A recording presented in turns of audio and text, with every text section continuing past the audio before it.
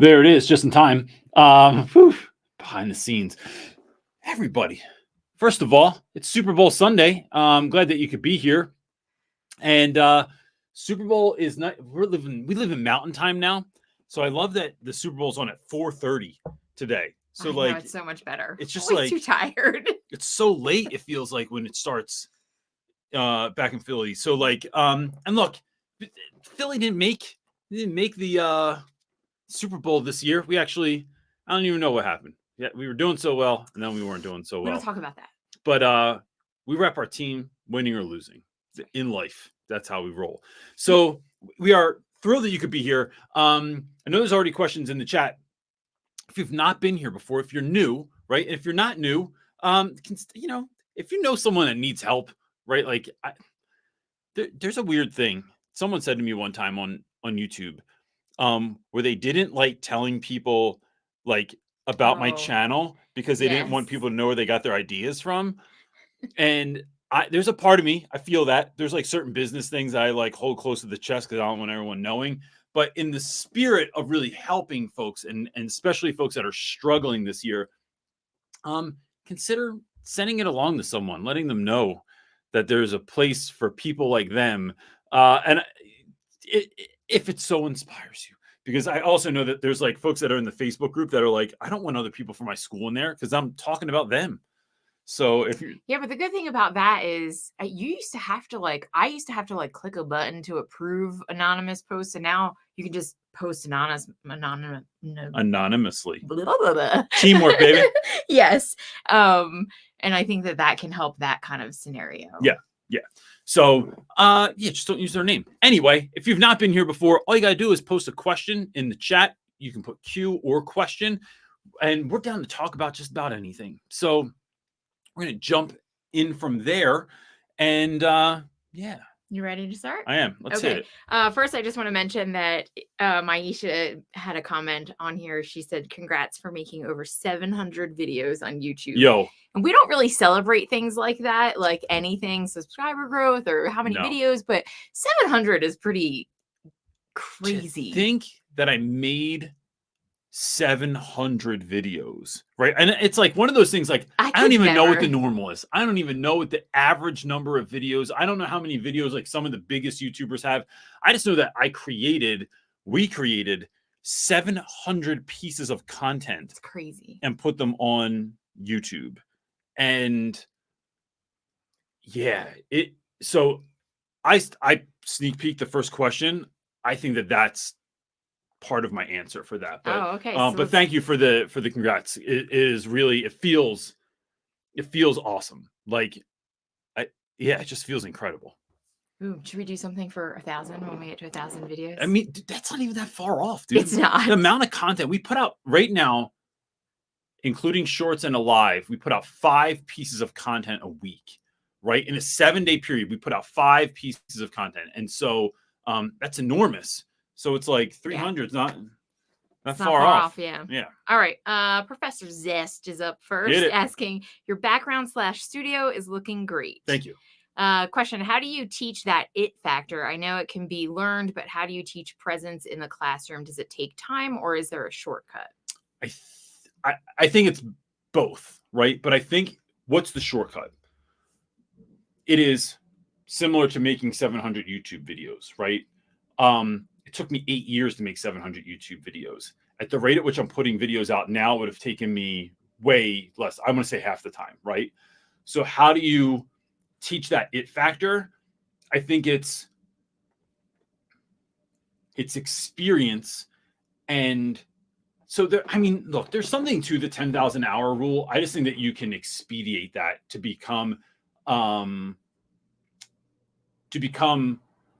like, if you were to be in the top 5% of teachers, I was reading something about this the other day. To be in the top 5%, right, it's not that hard. It's really like, and I don't want to minimize anyone that is in that sort of upper echelon of educator. It's not that hard. I think that those folks try a lot more, and they try really often. So I was listening to a stat popped up in a podcast I was listening to today that said Pete Rose used to be on the Philadelphia Phillies, baseball player, had in his life, he has the most hits of any baseball player ever, right? He had I'm looking at on my board now, 4,256 hits, right? And more than Babe Ruth, more than Hank Aaron, more than Ty Cobb, all the greats, right? But he had at bats, right? So he had over 4,000 hits. He had 14,000 at bats.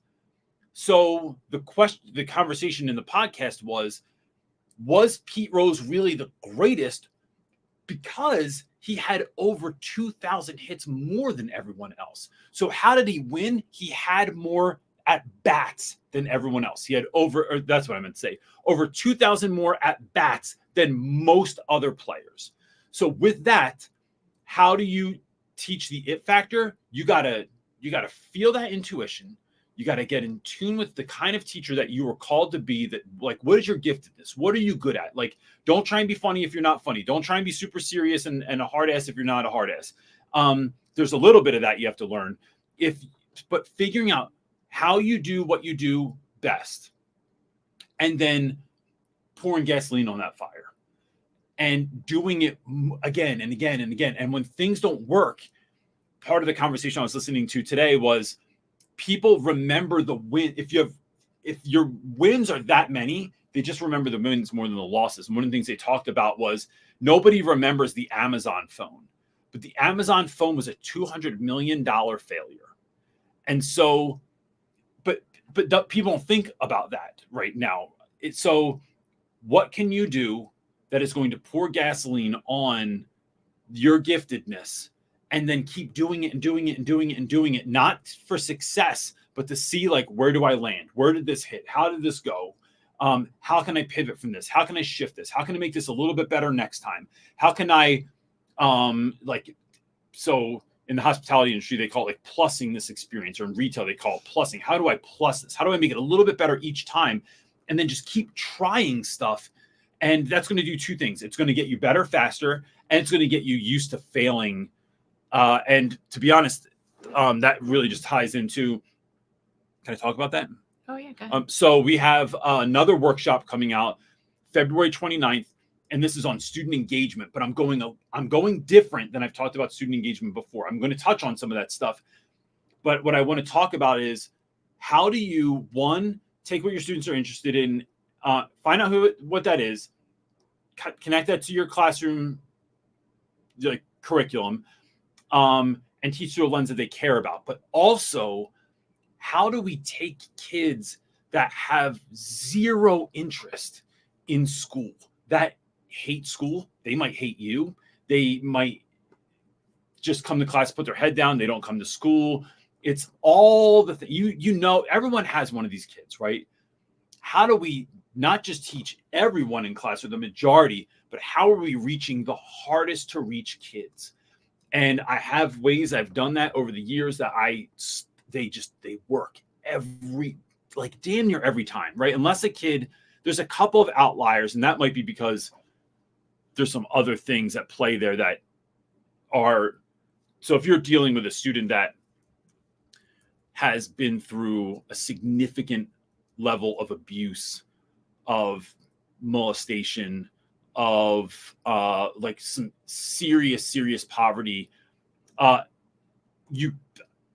I teach my class isn't necessarily going to break through in a quick way.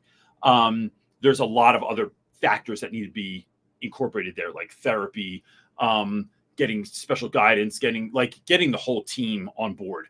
But by and large, what I'm going to teach in this, I am incredibly excited about, because it is going to be like, here's all this stuff. I'm going to cram it in this 45, probably hour, maybe a little bit more long course, and then teach it to people so you can reach all those students. And I'm going to teach you how to fast track that sort of thing too. All right. Taylor's up next. That was a great question, man. Yeah. Taylor's up next asking, going on my first ever field trip to an aquarium this week. Any tips for keeping everything organized and put together? I have 5 chaperones joining. So Taylor, I think it is, I'm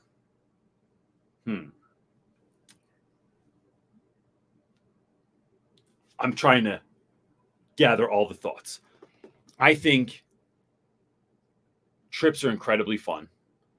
It is a learning experience unlike anything else, right? Like giving kids access is unlike anything. That is oftentimes what is the big differentiator between like kids that are at like really affluent schools and kids that are at schools with no money and they just don't have access. So it's keeping that in mind, how important this is. The other thing is, I think dividing students up evenly, I don't think is always the deal, right? I always had smaller groups, but I took all the kids that everyone else was like, oh my, they're on the trip. I'm like, y'all take them, but I'm only taking like 10 dudes tops, if that, or 8 or 4 or whatever it is, depending on how difficult those students were. And then I loved that, because then it was awesome. But if you have like really, really well-behaved students, for a teacher to have more than I do, it's not about like even numbers. It's also having very clear expectations for the day. So is there an assignment connected to this? I find that assignments in the moment can be useful, but you don't want them to take away from the trip.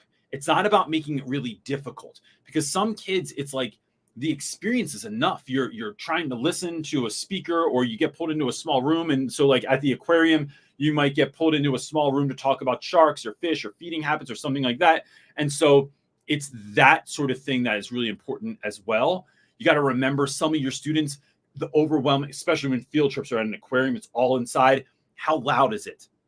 How much overwhelm could be involved here too? And then really looking at kids and seeing who might need a step outside, who might need a quiet break, who might need earplugs or something like that, right? So it's being mindful of that. It's also being mindful of depending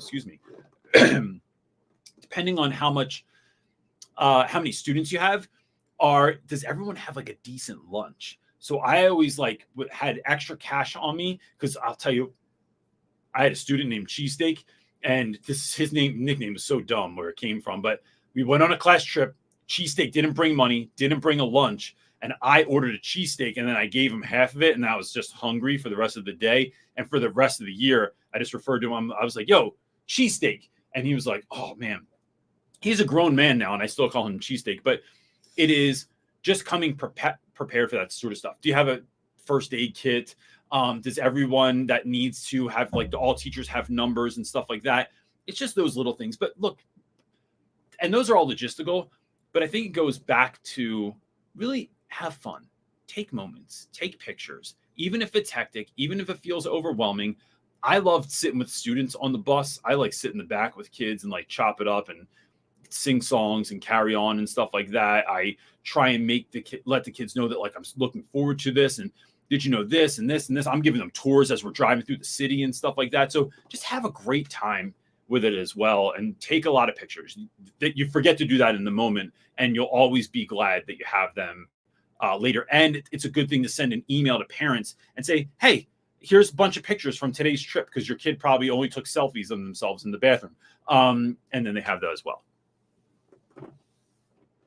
Good work. I feel like not enough people take class trips, and I'm sure there's a lot of different reasons for that, but I think the aquarium one is a hard one. I went on the aquarium trip for Was it Marley? Brody. No, for Brody. Oh, you had that kid that kept barking like a dog the whole this time? is what I was gonna say. I think I got all the like. My kid was the ADHD kid in class, right? And so the teacher, I guess, knew I could handle it, sensed that I could handle it. Because you're wearing a hoodie that says Philly versus all yous. So the teacher like put I think I had 2 really good calm girls, and I had 3 all very hyperactive boys, including my own. And I had 5 in my crew, and I think every other parent had 4. And I was like, holy smokes, my day was just madness. I had a boy that barked like a dog. He wouldn't talk. So like I just played into it, and I like barked like a dog back to him, and we just had tons of fun.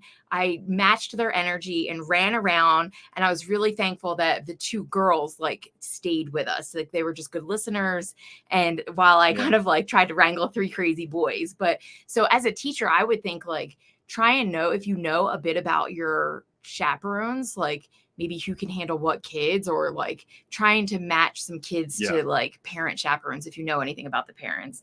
Because man, the aquarium can be tough because it's so dark too. So you feel like you're like losing kids all the time. I needed a nap when I came home from that one. But that kind of matches what John Lopez said in the comments, that you are so exhausted because you're just like trying not to lose people the whole time. You were on. And I felt like that too, even just as a parent chaperone. I was like, it was bad. But it was so fun. Knowing that makes it so much more fun. And it makes you more confident that you could do this again. Because I took more class trips than anybody like in the history of my school. And I think I got so good at it because it was just like, you just do it a lot. Right? I hate that they rotated like parent chaperones. I'm like, no, but I want to go to all of them because I could. But they had to give other parents. I like when I would just show up. So I'm like, oh, you guys are on a class trip? I'm taking a half day. I'll be there. Okay. Ruth Akers is up next, and she says, when is the next classroom management class? That's a great question. I hate to miss out on your wisdom. So Ruth, do you want to speak to that? Go ahead. So Ruth, all of the workshops we're doing through the end of the year are all based in classroom management, because we see that as the biggest need. When we asked the Facebook group what was their biggest need, it was like by and large was classroom management. There are other things in there. So the last time it was building relationships it's classroom management through the lens of building relationships. Like that is the focus. This time it's student engagement. But I realized that when your classroom's falling apart, the last thing you want to do is be fun. It's hard to do that. I'm not talking about just that. This is how are we going to use like getting kids engaged, not just getting kids like they're pumped and they're standing on their desks and they're going nuts and this is the best educational experience of my life. I want that. How are we? Sorry.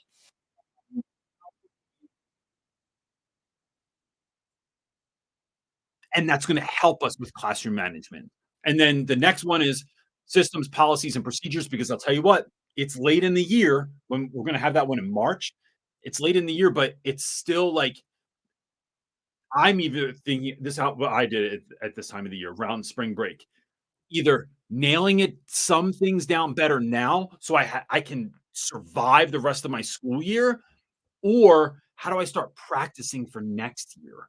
Right. And so, because we all know that education is like Sisyphus's rock. You're rolling that rock to the top of the hill and then it rolls back down every year. You got to start from scratch. So, and then there's another one at the end of it. And to be fair, East Coast schools go all the way to mid-June, so they have a decent amount of time left. Our kids went to like June the 20th. That's a new word.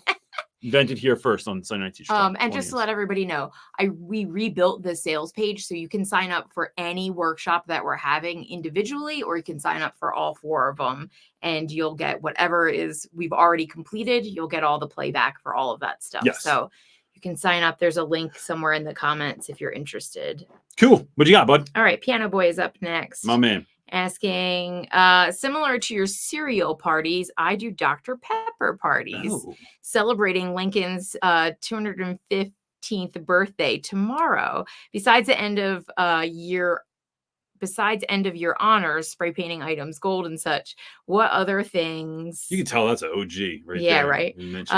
What other things and events can be celebrated besides birthdays? I think I talked about this in a recent video, but it's really for some kids, it's celebrating a lot. So when I first started teaching, my son told me, Brody told me this was so lame the other day. When my first year teaching, I bought dollar store birthday cards and gave a happy birthday pencil to every kid. And my son told me that was so lame. But when I explained to him that like many of my students, and I never know who it's going to be, were really like just stopped in their tracks because they are 14. No one is saying happy birthday to them. Some of them don't want anyone to know it's their birthday. None of the other teachers are acknowledging their birthday. And sometimes at home, they're not acknowledging their birthday. So just by virtue of giving them a card and a pencil with a nice note written in it, it was an acknowledgement. It was I see you. You matter. Happy birthday to you. And so over the years, that has changed to mini cereal parties. So maybe it's your birthday and you get like one of those little boxes of cereal that they have like at the diner, or you can get them like in an 8-pack or something like that at the food store with a special bowl and a special spoon and a candle or a happy birthday sign or a happy birthday hat. Just something silly that's a little bit over the top that kids might like. Sometimes it was a tiny gift, right? And I'm talking like dollar store at best, but it's all in how you wrap it. You can make a dollar store thing look pretty jamming if you wrap it. I had a kid one year that really loved cheesecake, and we started calling him Cheesecake for some reason. I don't even remember why. But for his birthday, we bought him a cheesecake, and we got like a cheesecake sampler for the rest of the class. And that was a little bit more money, but that class needed that kind of like extra bit of love and attention and they ended up being a phenomenal class, like one of our favorites of the year, but they needed that. And that helped sort of restructure that. Other times, man, it's walking around with things like confetti and sprinkling on kids' papers. I used to do it in their hair. I did once do glitter. That's a horrible idea, especially if your students have very curly hair. It gets stuck in there. So I had kids with like braids. And this is me, you don't know. When you don't know, you don't know. And turns out glitter in your head, bad idea. Don't do that one. But confetti is large enough that it's not a big deal. I would get confetti poppers and stuff like that and celebrate kids with sometimes silly string. That's another one you got to be careful with. It stains the walls and stuff like that, but it's with the right kid. These are things that all right student, right situation. I'm not going to just do it to anyone. I know that it's going to work and it's a no fail situation. It's just finding little wins for kids. I'd walk around with fake cash and give it to be like, I saw what you did. You're doing a really good job, man. Here you go. Let me give you this. Or if I'd give it to kids as tips if they helped me out, like I'd give them a tip if they went and got my copies from me. Like, yo, here you go, bro. Get yourself something fake nice. Just dumb stuff. Giving awards out. I would give out like a gold medal. All just walking through Five Below or the dollar store or the thrift store. What would make a kid smile and feel seen? That's the question that you're answering. Great question, man. I also think like there's like a national holiday for everything. There is like a donut day, this day. We celebrate a lot of silly holidays. Like the history of like, there's a history of how that thing was made or why it came about or whatever. It's like if you can pull that and tie that into like, I just think like look up national holidays. I always wanted to do like, because we did Groundhog's Day and we did Cinco de Mayo. But that was really just so we could eat tacos in class.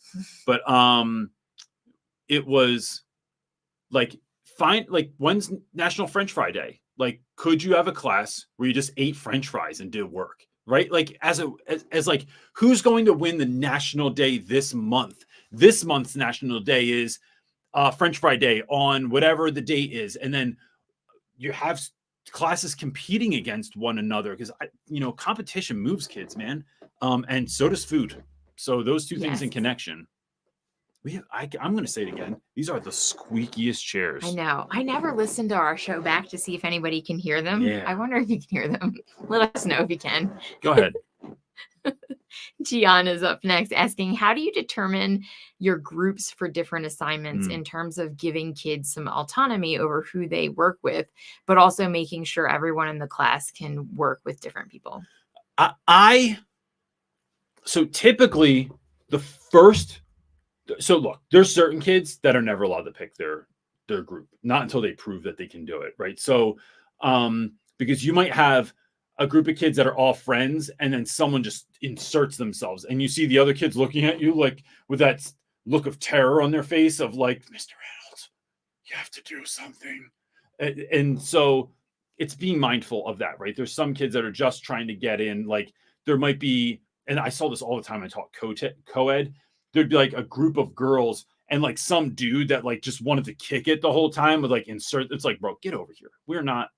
This is not what's happening right now. So it's being mindful of that. But by and large, my first time, because I want kids to learn how to pick groups wisely. So my first time, I let kids by and large pick whatever the group they want. Then they're going to learn real quick whether or not like, oh gosh, I like my friends, but my friends aren't good for doing work, or these kids are like, there's too many type A's in here, or too many like alphas or decision makers or creatives, or there's too many of everything of like one thing. And so they don't end up making decisions and it just falls to the wayside. So it's then the second time we do groups, because we do a lot of group work, it's talking to them about what can we learn from the first time. I want you to think about who was in your group, and it is just because someone caught your eye, just because someone was like, no, we're going to be in a group together. No, that doesn't equal we're being in a group together. So being thoughtful. If your friends all have 50s in class, probably not, that might be the most fun group, but it's going to be the most failing group also. So being thoughtful of that. And then as I see some students really need me to move them around. So you might have a kid, there's always that kid that like doesn't want to pick a group, feels like an outcast or not sure what they're going to do. I will talk to a group ahead of time. You'll listen. So I'd always do this with like, I had a couple of students like Ham, and Ham I could put anybody with. And I'd be like, listen, no one's going to pick this dude. He's really struggling to make friends. He's not sure who he is and all these things. Can he be with you? Got you, Reynolds. No problem. Now Ham feels empowered. He's looking out for somebody else. This kid gets to belong, doesn't feel like he's a burden in the group. And so you start orchestrating it too. The other thing is, beginning of the year, I just don't know everyone that well. After a few times, I start seeing like, listen, Tyler, I know you're trying to be in that group right now, but let's talk. You know you're going to do better with them. Like, why don't you just go over these guys? Here's why I can see that. Here's how your strengths are going to be played in this. And we have another project coming up that's like this. I think this group would work really well for, but you know, like darn well, like your mom's going to be calling up here. You're going to need extra time and extra credit and all that stuff. And then I let Tyler make that decision, the informed decision. And I always, if they're going to switch groups, I let them blame it on me. You're 14. You don't have to tell all your homies that like, nah, I'm going over here because it's a better choice. It's like, just be like, no, Reynolds wants me to go over here. He talked to me about something. He wants me to handle something over here. I'm fine with that. Like, blame it on me. But that's a little bit of how I help kids. Like, I make decisions for them. I help them make informed decisions, and I let them make their own mistakes as well. All right, Linda is up next. Awesome. Asking, I'm a traveling teacher. I do not have my own classroom. I have a cart, but the lack of a permanent classroom and desk space is starting to get to me. I'm homeless and it's unsettling advice. So I think every room, Linda, has got to have some room for you. So are there things you use in every class or that you use in a certain class every day that you can keep in there? When I was a kid, I feel like someone might know this book. I don't know if it's a book or a story. I remember reading this book when I was a kid in school where this family lived, I think they lived in New York City. They had a lot of children. And so this one child wanted a space of their own, but clearly couldn't have their own bedroom. They shared it with like 4 people. So they were given a corner, and the kid went out and got like a milk crate and put it in the corner, and then like drew a picture and put it up on the wall, then got himself a goldfish and put it on the crate and like hooked up this little corner that he had. And I don't know why that was so deeply impactful to me as a little kid. Even as a grown-up, I still think back to that because I only have, the studio that we're in now is an extra bedroom that we had. We could have done a lot of other things with it, but it is packed filled with stuff and shooting locations and stuff that we're still building out and all kinds of things, right? And it is, so is there a corner you could have? is there a box you could put in there, like a big toolbox or a treasure chest, or that like when you opened it up, it had things on top of the lid that like were like folders and pockets and supplies, and inside there were boxes with all of your different things in them. I mean, I'd hook it up so that like some motion lights went on, so that when you pop that thing open, like bam, some lights came on and stuff, or music started, or bubbles came out of it. It is there a shelf? Is there a cabinet? Is there something? Is there a spot you could have? And then asking the school to purchase something. I love thrift stores and antique stores and junk shops, but you could also go to Amazon, has really cheap storage options. IKEA has, especially if you have one near you. I know if you don't live near an IKEA, their shipping is ridiculous. Harbor Freight has really good storage options. Could you bring in a lockable toolbox with all different kinds of drawers that you could have all of your things in? And then it's giving you a little spot. And the good thing about those is if you get switched to another classroom next year, you just throw that thing on a dolly, you take your treasure with you and your treasure box with you and go to the next room. And that is a little bit better, I feel like. Even if you could have like if you had one on each floor or one in each wing of the school, however it's laid out. But if someone ever shared space in my classroom, I always made sure that they had some spot to keep their stuff in my room, so they didn't have to feel like they were bringing everything all the time too. I think that's crazy that you have no designated area to like. It happens a lot. I've in like I get like you can't get your own room and you have to like travel to different rooms, but that they don't carve out some sort of space like in a room, in an office, in somewhere to say like this is Mrs. So-and-so's space. So maybe in an office, but here's the thing. You're leaving class, you're collecting work, students are leaving, so you're the last one out the door with your cart, right? So you're carting it to the next class. Then you get there, then you have to get started. If you have a treasure box, so what I would do is have one of my top tier homies go in the box. They'd have a key.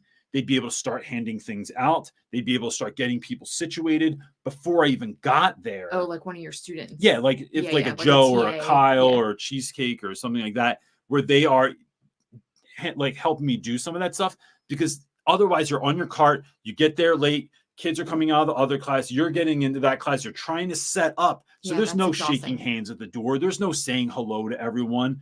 It's really problematic. So having a spot is crucial. I mean, in old videos I showed, I forget what this video was called, but like I showed when I had a closet. My classroom was so small, I couldn't even fit like regular bookshelves in there or a teacher desk. I remember coming into there because I thought like, I remember you coming home and saying like, it's so small, I can't fit a desk in there anywhere. And I was like, yeah, that's not your specialty. Like, let me come in and like see. There's got to be somewhere that you can put a desk in there. There really wasn't. No. It was so tiny to take up a corner of the room. Like, took up a pretty large portion of it. But there was this weird closet in there. I unloaded everything that was in there secretly when no one was at school, put it in the basement of the school, and then just outfitted it as an office, like I was Ryan from The Office. It was hilarious. It was awesome. Good luck finding it in 700 videos, though, at this point. 702. I think today's is 702. Awesome. Not that I'm counting her in. John is up next asking, what's your view? You mean Johnny Fox? What's your view on balancing planning for the future versus living in the present moment? Do you feel like you spend the majority of your time or of the time focused on one or the other? What's your take? I do both. I don't let what I already have planned take over what's happening right now, though. So in school, it's having a loose feel of like, all right, here's the books that we're going to read. Here's the comprehension questions aren't going to change. The vocab's not going to change. The literary terms aren't going to change. That kind of stuff I kind of like how long a unit is going to take. So typically a unit is 5 weeks, sometimes 6 in my class. Then there's a week of review and then there's an assessment after that, right? So it's probably 7 weeks in total tops. I have that all mapped out because I can't stand stopping mid-book and going on any kind of break because no one remembers anything. Everyone knows, like your kids can't even remember their locker combination after a 3-day weekend. So it's having that stuff built out, and then having a number of projects in my toolbox, but I don't assign those yet because I have to get to know who my students are, how my classes roll, how big they are. Sometimes I was talking to this kid the other day, we called him Good Burger, and because he looked like Keenan when he was in Good Burger. Good Burger's class was 32 students, and it was a co-taught class, and it was a lot. This is when like Uncle Barry was in the class and stuff like that. It was huge, man. And they were difficult in the beginning of the year. Ended up being one of my, I was DMing with them the other day, one of my favorite classes of all time. Like just the freaking best, man. And I did stuff with those students that I didn't do with my other students. So like when we read plays, when we read Of Mice and Men, no kidding, kids cried at the end of it. And because I had a kid that read like Lenny, that yelled like Lenny, that not Lenny, the other guy whose name I'm forgetting. So and then the other student was like, everyone embodied the character so well, and like the sound effects were great, and the music was, oh man, it was so good, dude.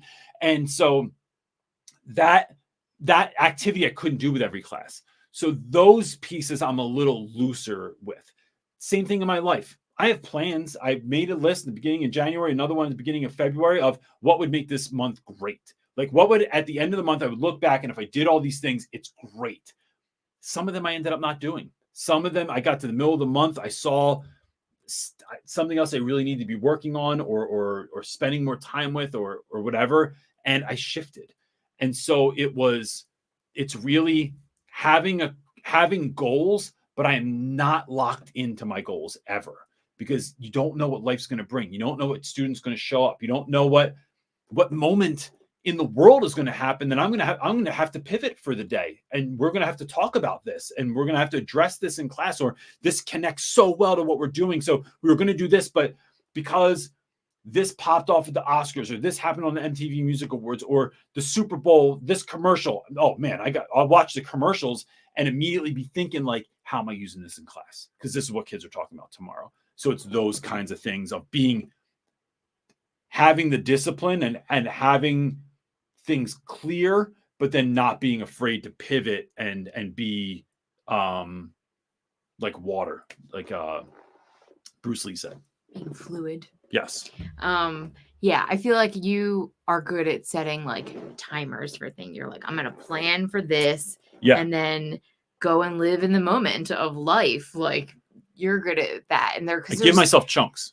But there's also, you operate in this idea, and this is hard for me because I'm a perfectionist. So I like it to be perfect when I plan something, and I will work on it consistently. Like I will let life go to get it perfect. And there's a balance for me to learn, like, no, there's no such thing as like perfect. Even when you get it perfect, you still see things and tweaks that you can make in things. And so I think it's that you're very good at balancing that of like, nope, I'm going to work on it and work on it diligently, but know that it's like never going to really be perfect. On the flip side, your ability to wake up after prayer and stuff like that. So if it's 6:30, or even if it's when the kids go, like if I take the kids to school and it's 7:30 in the morning, you're still doing that till 7:30 at night is remarkable. Like, I don't it's know like, if that's healthy, have you peed?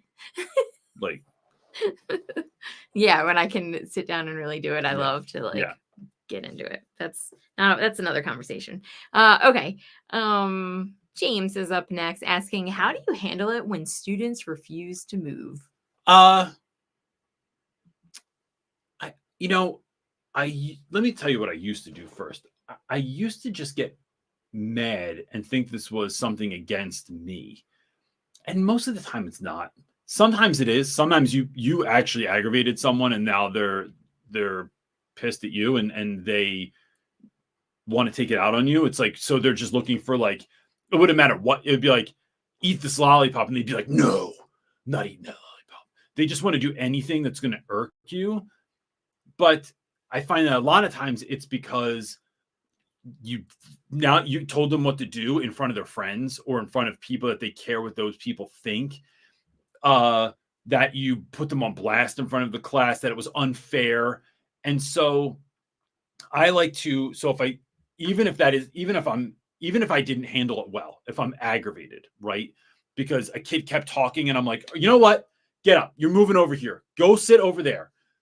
And they go, no, I'm not doing it. I wasn't the only one doing it. I didn't even do anything. What are you yelling at me for? What are you even telling me to? I'm not moving anywhere. This is my seat. It is calming myself and going over and realizing that the number one thing I never want to have in my classroom is a power struggle. It's just, it always sucks. It never wins. And even if I'm going to use air quotes, even though I don't like them, even if I win, it is like, what did I just do? I won against a 14-year-old, made him move a seat. Like, what am I, the man now? So it's checking my ego, and it's really being clear about what is important. Why am I doing this? Then I sit down. Aaron, first of all, I shouldn't yell. Even if that kid 100% deserved to be yelled at, right? I always apologize because I know that that's not who I want to be. Aaron, first of all, I want to apologize for yelling. Shouldn't do that. And I'll even tell kids, I think that you absolutely deserve to be yelled at in that moment, but I shouldn't do it because I'm trying to be better than that. The other thing is, I'm noticing that you're over here and you're not. Think about how little time this takes. It feels like it's taking a lot of time right now, but think about if you just go straight through, this does not take a lot of time. I've asked you to get to work 3 different times. You don't have any answers on your paper. And listen, I want you to do well. I want you to do the best you possibly can now and in your life. So when I'm asking you to move, I'm asking you to move because I'm seeing that you're distracted and I think you might do better over there. So move over there, do the work. When you're finished, if these students are finished also, I don't mind if you move back and you can be with them. But right now, I'm moving. I need you to move for success. If you're refusing to move, then that's different. But I don't want to even have that conversation unless that's the case. Are you refusing to move? Let the student answer. If they say yes, you call someone else in to come and get that student, or you send them out of the class. But I would have someone come grab them. And so they can have a conversation and figure that out and all that stuff. And then you follow up with that. That's the conversation. I literally just had a video about doing that sort of thing, kicking kids out of class. But it's recalibrating, and then it's going at it in a different way. It's not the like, what do you mean you're not getting up? Like, just, you got to bring it down, because when we're at that height, it's just fight or flight for kids. There's they are not rationally thinking anymore, right? Because they know if they were calm, if their parents were there and you said, like, if a teacher asks you to move, what should you do? Oh, you should move. But when we're not in rational thinking, and when my street cred or my reputation's on the line, and that's what matters to me more than your algebra class, it's a wrap, bro. I know where my focus is. So that's how I would do it, is just switching it in that little way. All right. So he's next up on the docket, and kind of a follow-up to that, asking, okay, what if they want to get kicked out of class? So I think that, again, depending on the class, you can either have the conversation there or have the conversation on the back end.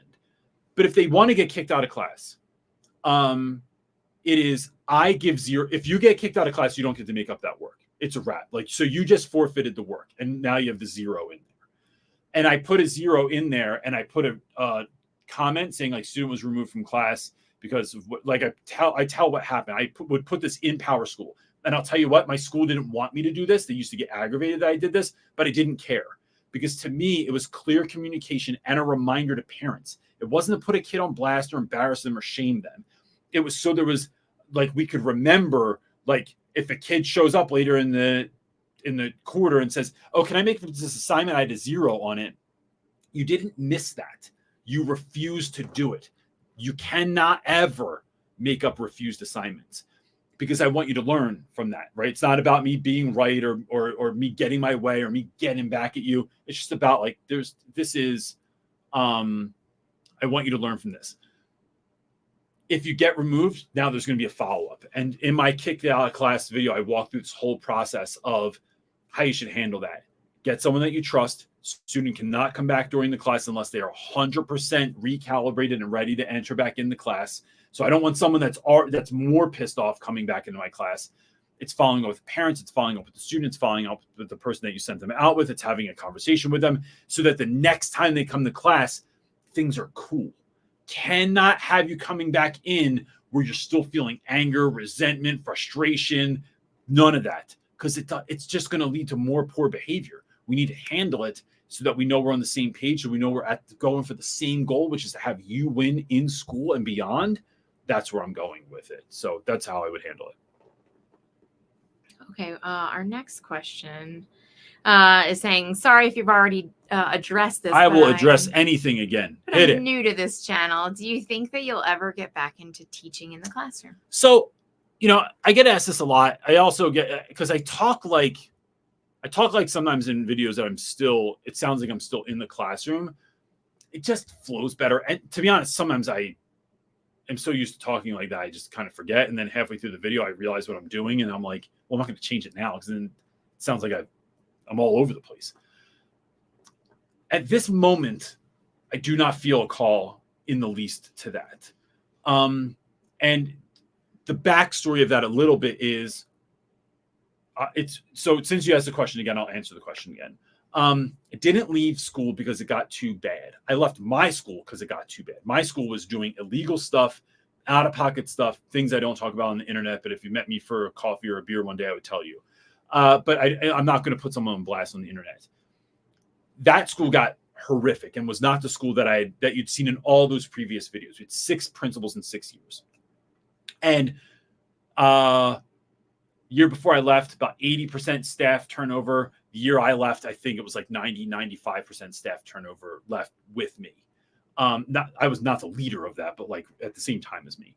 I would have absolutely gone to another school, but I was spending so much time doing this work and in school helping teachers that I didn't even have the time to put into my class. And I saw that when I was helping people, they were actually seeing results. They were actually having better lives, not just better classrooms, but they were having those too, but better lives because of it. Because when you go home and you have kids and you don't feel like, and you're not destroyed at the end of the day, life's better. You can love your spouse better. You can love your kids better. You're nicer to your dog. And so to me, the calling I feel in my life, and look, I'm someone as a believer, since I was in my early 20s, tried to follow Jesus with reckless abandon, right? Doing things that I felt like my whole family would go, what? Like, you're moving to Africa, you're living in a monastery, you're living in an intentional community, all these things, trying to go where I felt called to go. And this is one of those moments that I'm trying to do. So, and it feels like every step of the way has felt like we are making the right decision right now with regards to that. So with that, I don't plan on doing it. And I get asked about teaching college a lot too. So I just, to say to that, I get to do what I want. I'm setting up workshops every month and I'm teaching when I'm hearing people talk about and needs to be taught, instead of, I'm just teaching this because it's the curriculum that I was given. It's like, I have ultimate freedom in this. And so, yeah. Ultimate control. Ultimate power. Okay. Taylor's up next asking, I have a student who is completely unmotivated because his parents told him he'll be homeschooled next year. It's causing a lot of behavior concerns that didn't happen before. Any advice? That's a tough one. It is. But I mean, it's no different than a student that is told they're going to a different school next year, or that they're moving next year, that their parents are breaking up, or that their parents got separated, or that they're going to go live with their dad instead of their mom. So the thing here, Taylor, before I tell you my answer, is knowing that this is a good one to learn from, because there's so many different varieties of this sort of issue that you're going to run into going forward. And some of them are even worse. So a kid that ends up in foster care in the middle of the school year, that can be extremely traumatizing and very, very difficult to deal with. So I think it's helping kids to understand that acting up in school doesn't do anything to, one, better their case, or two, better their time. Sitting down with them and saying, like, talking to them about maybe what is making you so upset about being homeschooled next year. what might be good for homeschool next year? What is the reason your parents are having you homeschool next year? And seeing if they can even communicate some of those things. And then realizing that, like, I love having conversations with students, even kids that are going to, like, you'll see this behavior really rise up too if a kid is going to a situation they don't really want to go to in 2 weeks. Like, we're moving to Atlanta from Philadelphia in 2 weeks. A lot of times that can be met with a lot of behavior if I don't care. And not only do I not care and I'm not doing work, I'm just doing nothing and going to just raise hell for 2 weeks. It's reminding kids, like, I'm so glad that we got this time together, though. I'm always here if you need me, right? Like, and for years I was in the same classroom. So kids would literally come back that left to my same classroom in room 106 and come and visit me. And it is reminding them, can we make this the best? You can still be mad at your parents. You can still be mad at the situation. You can still be mad that you have to get homeschooled, but how can we make this the best? Right? Because there's going to be some of this you're going to miss next year. What could we do that you like? Maybe you love group work. Maybe you love projects. Maybe you love whatever it is. Can we incorporate some of that? What are some things that you won't have as part of homeschool next year that you will have being in our school that we could do a little bit more of this year? And really kind of trying to figure out a way that we can frame this where this doesn't last forever, but nothing does. So how are we going to start practicing living in the moment, enjoying the time that we have left, and getting excited about that? Some of those things really help students because it helps them to realize that, yeah, I don't want to just burn this bridge down and then or make this horrible. That helps. If they keep up the behavior and what you're doing, that tactic doesn't work, and that could be for any number of reasons, it's really getting help from your community, from your administration, from home, and being like, listen, as much as a student means to me, as important as they are, I have 30 other kids in the class. So I can't just put all the time and attention into this student who's burning down in front of us instead of like really focusing on the rest of my students as well. Yeah, this is a 3rd grade student, and I don't think that I don't have any. I think that the student is probably behaving poorly because they think that they can get away with things because it's just like, well, I'm gonna be homeschooled next year anyway. It and then just matter. hold that down and don't let it happen. But you cannot. But if especially 3rd grade is so hard, they're so young at that. Yeah. I think parent-wise, like I always think like, I don't know, I'm a logical thinker, and I think like, well, it doesn't matter where you're gonna go or what's gonna happen. This is the type of behavior that you should have in every scenario and situation. So I think it's meeting them in that. It's like, nope, whether you're home or you're in school, like there's certain just human guidelines and behavior that we're expected to have and should have. And so I would try and like talk and reason on that level. I think that comes after helping kids process their feelings. So why are you acting out like this? You're acting out like this because you're feeling some type of way. What's that way you're starting to feel? Can we help you with that at all? And I'm not a therapist or anything, but it's like, can we help you process your feelings and let you know that you're cared for and that we are sorry that you're leaving. But also you're not going to ruin it for everyone else either. Yeah. So you can think that that's what's going to happen, but I'm going to tell you right now, I'm going to shut it down. Yeah. Absolutely. And then working with your team to help that child. All right. Next question. How to respond to students who hate English and always put their heads down. So this is honestly, oh, look, we're 2 places. No, we don't need You're that. using special effects now, girl. That camera, sorry. That's how you do it. You didn't know where it was coming from. It just popped up in double vision. So, Damon, I think there's a lot you could do here, and we actually have. I'm going to talk about this for sure, but and I'm going to give you one of my something that really hit me lately when I was thinking about this.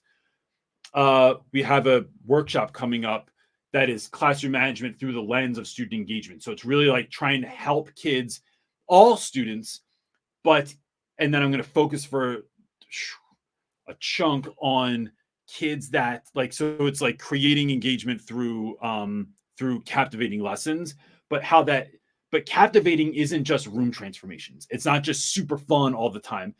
Captivating for some students is kids that don't care. How do I get you to care?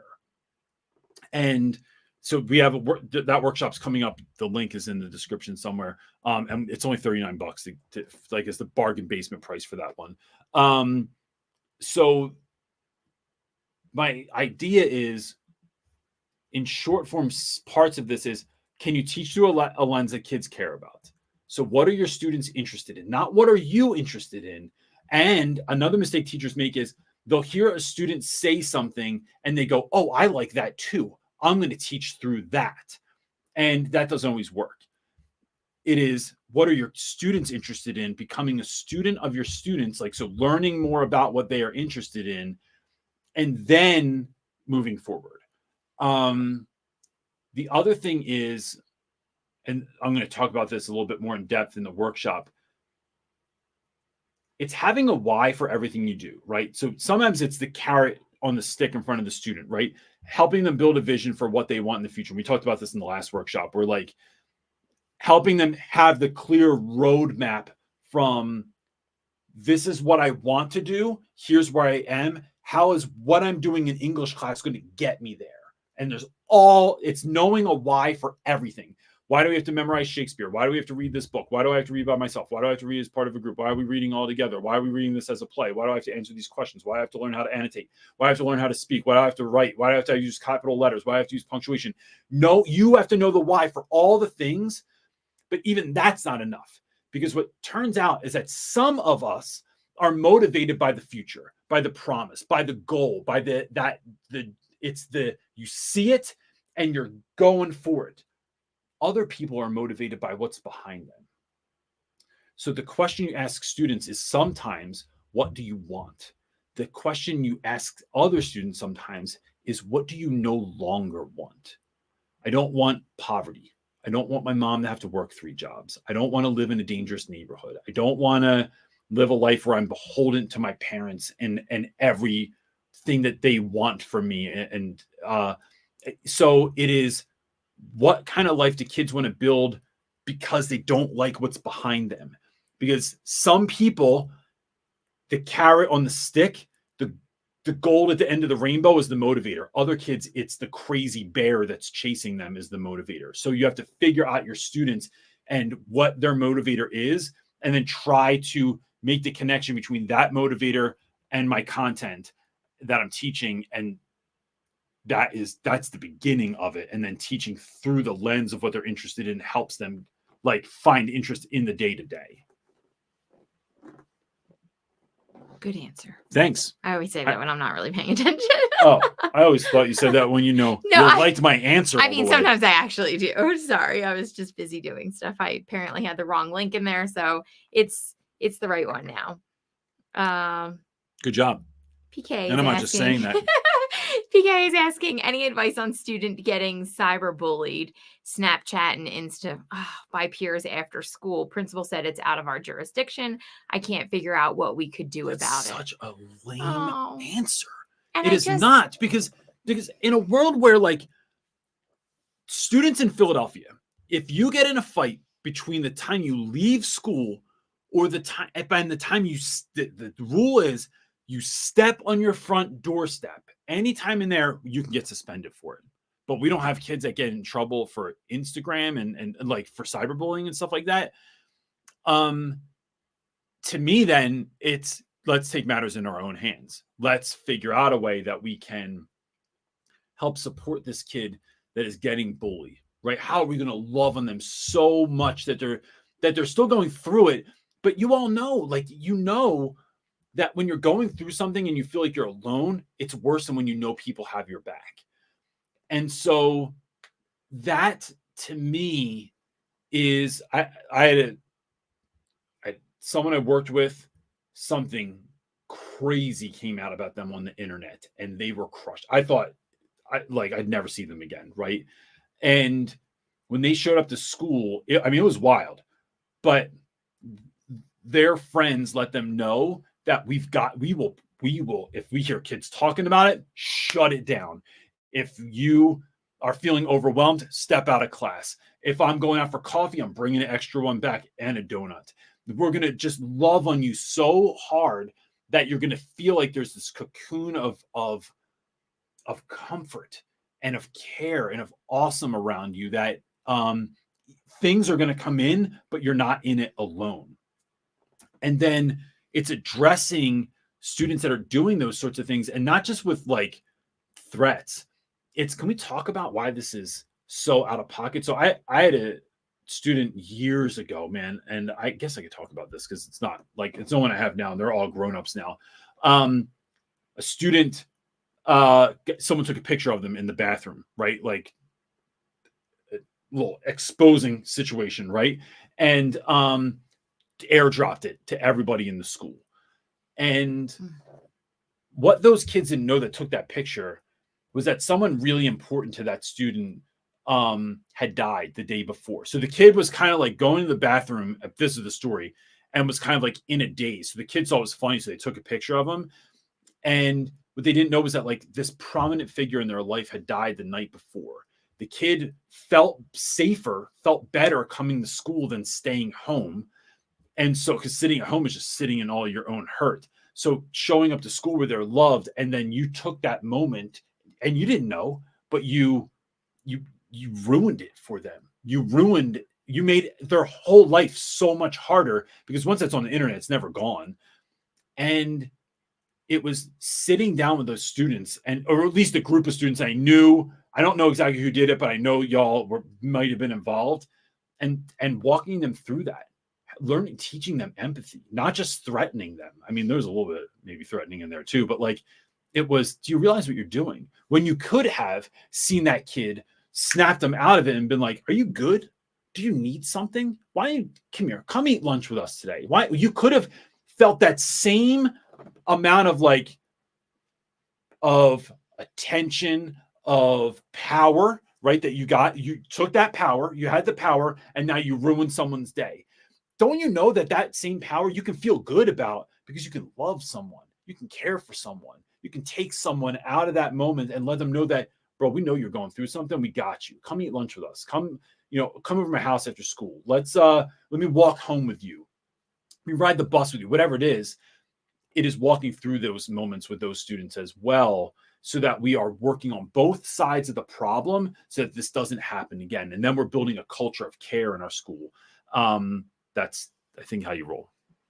That is so unfortunate that some schools just don't, they just go, oh, it's not my issue, and leave it like that. Cause it's like, haven't we learned enough now that like when you do that, even though technically it's not your issue and it's not on school time, you just leave it and it gets undealt with, and they're not telling their parents, but it festers. No. It's like, then we have mental health issues that potentially develop, or school shootings that like happen. It's like, it develops just because you ignore it. Oh, what is the quote that we heard Myron say that we loved, like ignoring a problem? What's entropy?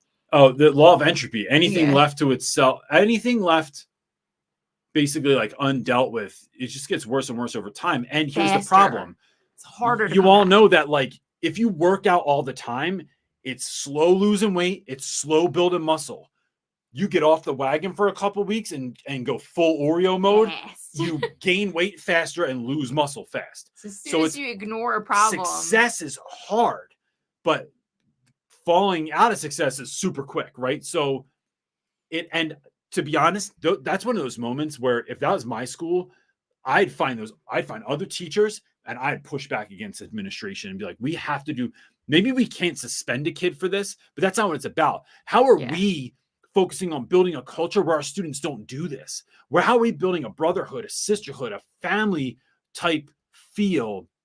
So teaching at an all boys school, it was incredibly important to us that at least by 10th grade, there was such a strong feeling of brotherhood that surpassed 12th grade. It was like kids still felt, if you found out that someone went to my school, and even if you didn't know them, that was someone you looked out for. These were like homies for life. So it's building that culture is important. So Dress to Read said, that doesn't sound right. Our district has a Speak Up app where kids can report situations just like this. And our district takes these things so seriously, which congratulations to your school for doing that. But maybe you can even bring a solution to your school. Like you're always saying, like bring a solution. Bringing a problem doesn't really get you anything all the time. But like if you can get that app for your school and have your school start to use it so the kids have a way to report those things, things. So it's holding people accountable, and you can do it through that means. Maybe that can help too, or kind of like doing a little bit of digging online to see what other kind of things that are out there that schools can use to support that. That is, I just feel that's the dark side of those are things that these are. That's why my kid doesn't have Snapchat, to be honest. That one's terrible. But it is. These are moments that crush kids for the rest of their lives. This is stuff when you're a grown up, you're talking to your therapist about, when I was 12. It's serious. So yeah. But with that, real quick, before can I say something, or you have another question? Or there's tons of other questions, but we're at an hour. So one, we're doing a workshop. It's February 29th. You can find the link in the description below, or if you're going to drop it in there right quick, then you can do it. Pinned. Go ahead and sign up for that. If you do not have money to afford this, I've been there, right? We try to price it as low as we could. It's $39. If you cannot afford it, just email us and I will give it to you for free.